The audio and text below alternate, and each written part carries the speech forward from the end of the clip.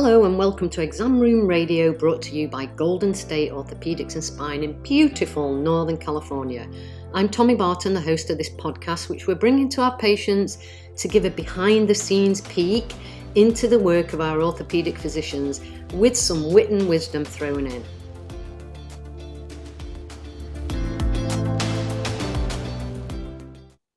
Hello and welcome back to Exam Room Radio. In this episode, we're welcoming two or three of our brilliant physicians, Dr. Drs Abidi and Dr. Chelsea Hendow. Welcome, doctors, and thank you very much for joining the podcast. Hello, thanks for having us.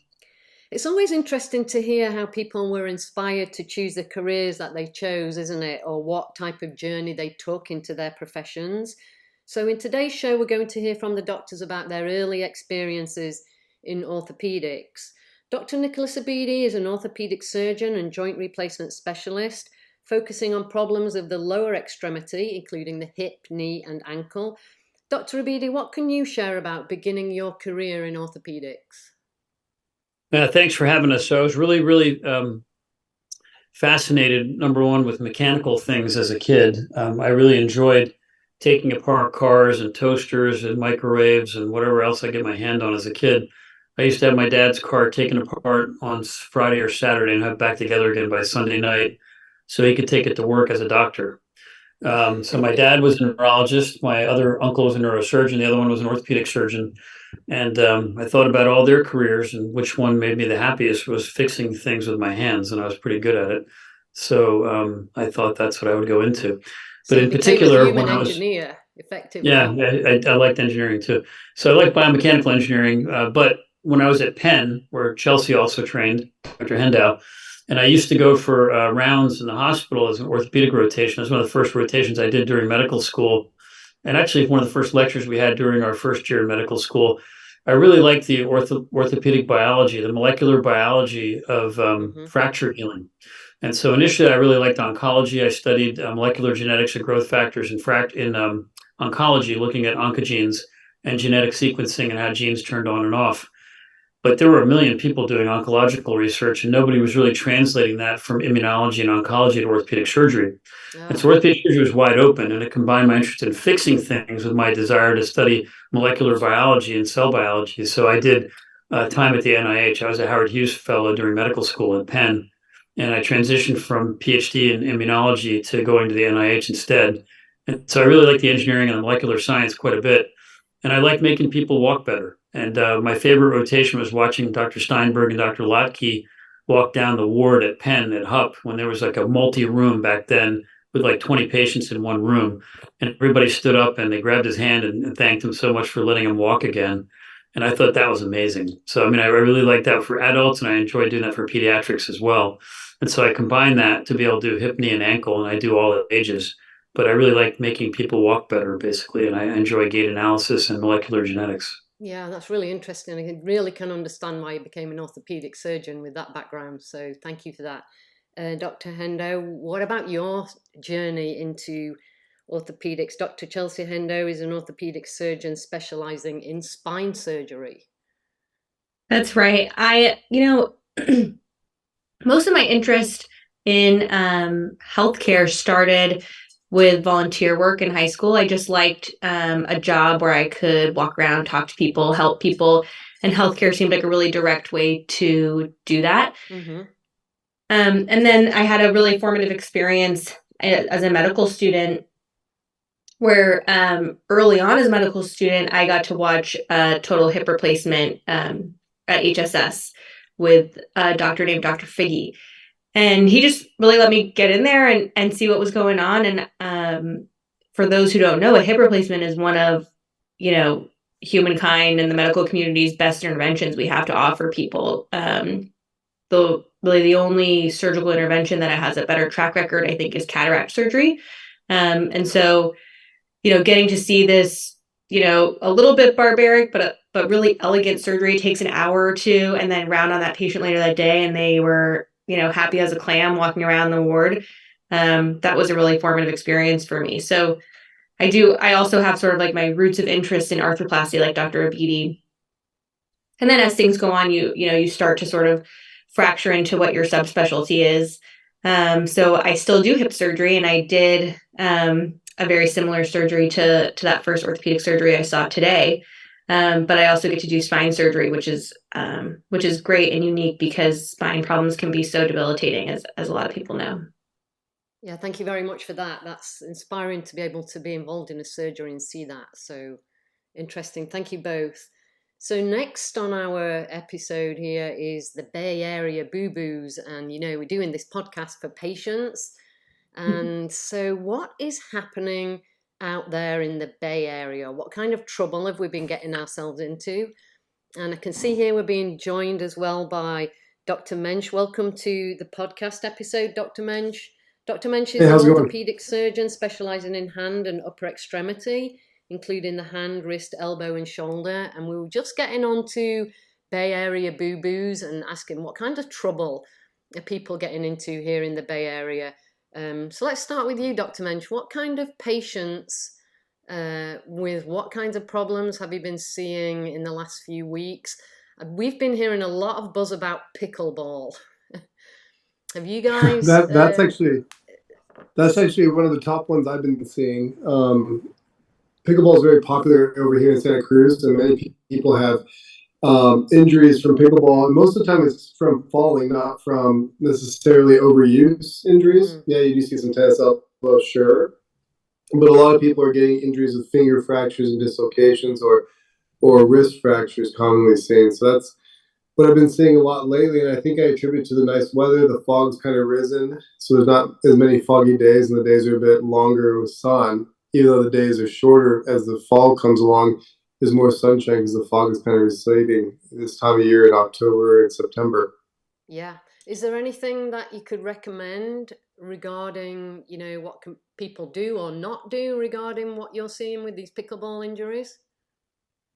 It's very difficult. I would make sure you're having appropriate shoe attire, make sure your laces are tied so you don't fall. But part of it is just being active, and accidents do happen. So my recommendation is, if you do have these types of injuries and you're concerned of a fracture or dislocation, you should be seen sooner than later, as these can be treated easier with prompt attention.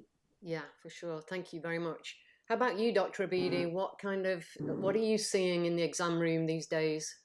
So the thing that we saw a lot after COVID was people falling off ladders for some reason. And especially when it rained a lot last year, everybody thought they'd get up on a ladder and clean their gutters or do something. I had a lot of ladder injuries. So I had a lot of really bad foot and ankle pylon fractures and calcaneal fractures. So ladder safety, making sure your balance is really good, and making sure you don't really do what you can't do. It's because once you fall, it can be devastating. We've had people break their backs, break their heels, break their legs, and they're really never the same again. So if your balance is bad, don't get up on a ladder, period. If you can afford to pay somebody, just afford to pay them to clean your gutters, but don't take a chance. It's going to rain again in the next couple of weeks, and it'll start downpouring. Have that stuff fixed ahead of time. Don't wait until that happens. Plan ahead of time. As far as what we're seeing recently, we see hip fractures all year round. We have like a geriatric trauma center, we say, in our community hospitals. Dr. Hendow did 3 hip fractures in the last 24 hours. And when we're on call on the weekends in California, when the weather's good in our retirement communities in these areas, we see a lot of hip fractures. I joke around. I used to be a level 1 trauma attending, and now I'm a geriatric trauma attending. So we see a lot of hip fractures. And hip fractures can be devastating. We developed hip fracture protocols to prevent pneumonia and prevent delirium at Dominican, just to make sure people don't get dazed, because the mortality can be significant in the first 6 months. So making sure you get out of bed, you get fixed quickly within the first 24 to 48 hours, and you're well hydrated and not overly medicated. Those are important things. In Europe, they give people local anesthetic, a block, and in our ERs, we do the same thing, where you get a regional anesthesia to try to avoid things like morphine and Dilaudid. If people are going to offer you morphine and Dilaudid, really ask them why. Don't think it's a better medicine than an oral medication. And if you're hospitalized, try to keep your head of your bed above 45 degrees and do your respiratory stuff and get out of bed as fast as you can. Yeah. Don't lay around. Your risk of blood clot pneumonia skyrockets every 24 hours. And staying in the hospital isn't a great idea. Patients come in and say they want to stay overnight. We actually try to get them out same day or the next day for elective surgery, or not do them in the hospital at all, do them in a surgery center. So all those injuries, that's a pretty good algorithm for any injury that you have is, don't lie around. And I'm seeing a ton of pickleball stuff. I say that pickleball is our best referral source. I have a new Achilles tendon injury almost every day. and that's definitely correlated with the popularity for pickleball. Yeah. Gastroc tears, Achilles tendon tears, things like that. Great advice there from Dr. Abidi. Thank you. That is, be careful on the ladders, people. Don't be too ambitious and hire a professional if you're not used to doing that yourself. What about you, Dr. Hendow? What are you seeing in the exam room? I've seen a couple burners and stingers this past week. A lot of people have heard of that associated with football. That's a common way to get an injury like this. A burner or a stinger is when, usually associated with a traumatic accident, you falling, getting hit, something like that. You end up with numbness and tingling in one of your arms, sometimes weakness. It should go away within a few minutes. Lately, I've seen it, the Bay Area is full of super active people, in surfers and martial arts practitioners. So, one was a stinger, and that young lady had just isolated, arm pain and weakness that went away after a few minutes. The other was not a stinger, but she thought it was. So it was sort of misdiagnosed. And for people who might have had this experience or might be around people doing these types of activities, if anybody ever has symptoms in both their arms, or if it lasts more than a few minutes, that's probably not a burner or a stinger, and that's a good time to see a doctor. If it's in both arms, you probably should just go to the ER and not wait around too long. And then if those symptoms persist more than a few weeks, that's when we start doing a bigger workup, things like EMGs and MRIs and stuff like that. Yeah. Chelsea, how can you tell a difference or tell someone how to tell a difference between an acute cervical spine injury versus a brachial plexus stretch? Like, if you had persistent symptoms in both arms or acute symptoms in your arm, I would just tell them to sit down and put a C-collar on and don't do anything else. I mean, that's acute injury, right? Yeah, you shouldn't have neck pain. So if you're having a lot of neck pain, that's a cervical spine injury. And again, what you described, a brachial plexus injury is what we're talking about with a burner or a stinger. Technically it could be a root injury, but usually we're talking about a brachial plexus neuropraxia or a stretch injury. So it should be, for us clinicians, it doesn't follow a dermatomal distribution, meaning it doesn't follow our C5 or C6 typical distribution, though the weakness sometimes will be in just C5 and C6. But really, so did you see him in football, or did you see him in what injury? What was it? Week, it was a surfer and somebody doing martial arts. Yeah, so we see every Friday night, we cover all the sports teams in the Bay Area. So Golden State Ortho takes care of a lot of teams. I take care of Aptos High, and I worry about that in the sidelines. I'm not seeing stingers as much, luckily. Once in a while, pretty rare actually during football. Mostly I'm there for C-spine and airway issues, make sure nothing like that happens. But thank God we're not seeing it that much with those things.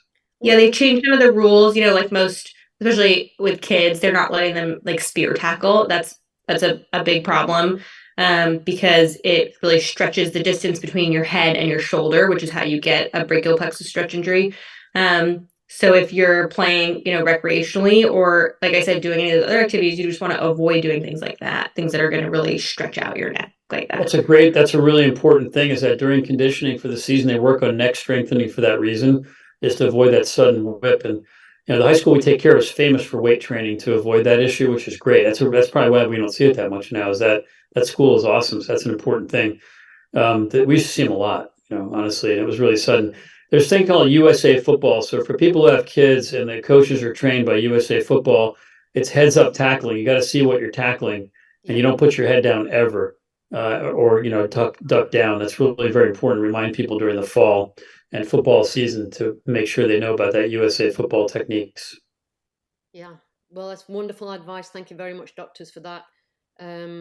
Next section in this episode is our injury myths busted, fact or fiction. This is a quick fire round where we pose a statement to each doctor and see if they're going to bust this myth or confirm its truth. So let's start with Dr. Mensch. Dr. Mensch, fact or fiction? Cracking your knuckles causes arthritis. I would have to call that fiction. I have not seen any studies showing that that's an issue or a problem. I do think, when our younger patients are doing that, I think it's more of a habit, but I don't think there's any correlation to arthritis. And crack their knuckles. I'm just not sure why they do it. It's fine. I think when you're seeing an older patient that has cracking of the knuckles, that's more of a sign of arthritis, and is caused by the arthritis, but not necessarily causing the arthritis. So for me, I don't feel that cracking the knuckles is, causing the arthritis. But I remember, our parents always telling us growing up, stop doing that. So I can understand why it would be a myth, but I don't see it being fact. Just in case you heard it from a doctor, there you have it. Next, Dr. Abidi, fact or fiction? Women are more likely than men to need a hip replacement. Yeah, so I don't have a big exploding scene behind me like Mythbusters does, and I haven't personally tested it on women or men.